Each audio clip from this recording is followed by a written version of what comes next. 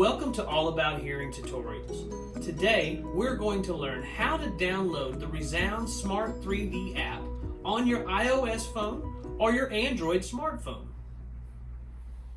The first thing that we do is go to your iOS device and find the App Store on your icons on your phone. Press the App Store, and now in the search bar, you want to search for ReSound Smart 3D app.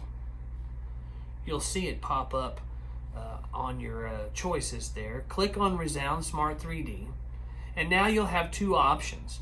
You can either download it, it will say get, or if you've already downloaded it will have the cloud like you see in this part here. So we press the cloud or the get button, and now we download the app. Once it is downloaded, you'll have an option to press open. Press the open button, and that will open the ReSound Smart 3D app. At this point in time, it will have a welcome screen, and at this time, it will say Get Started at the bottom right. Touch the Get Started button. At this time, if you'll press the down gray button, this will go through the terms and conditions, and will allow you to agree. Once you see that, press the green Agree button.